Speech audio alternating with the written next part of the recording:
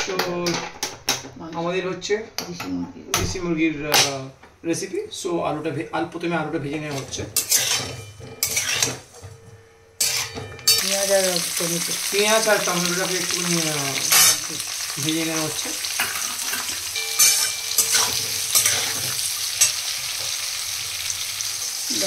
আমাদের পেঁয়াজ ভাজা ইজ কমপ্লিট।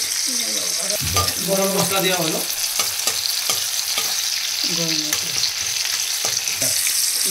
তো এবার রসুন বাটা দেওয়া হচ্ছে।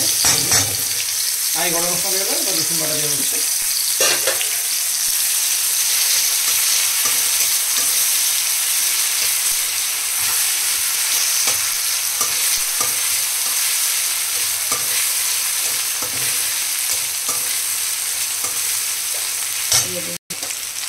আর তো মোটামুটি হয়ে এসছে। এবার মশলা দেওয়া হবে। আদা বাটা, লঙ্কা বাটা, লঙ্কা দিয়ে দেওয়া হবে, মশলা দেওয়া হবে। ওদের মশলা দেওয়া হচ্ছে।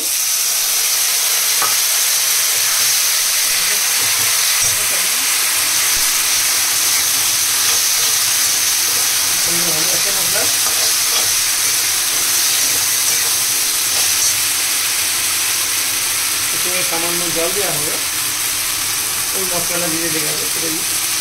তাহলে মশলাটা ভালো করে কষা হবে।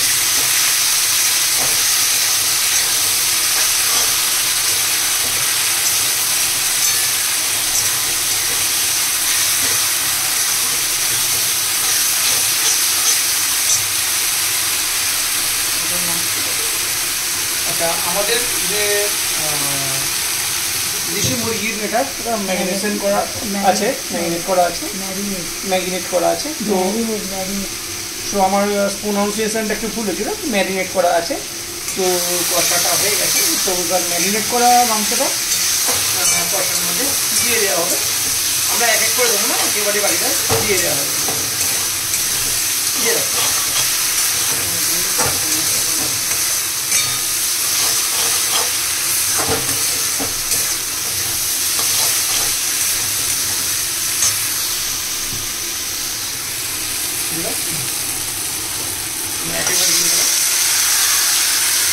যেহেতু এটা বেশি মুরগি, তো এটা হতে সময় লাগবে। তো মোটামুটি 2 ঘন্টার ওপরে আমরা ম্যারিনেট করা আছে।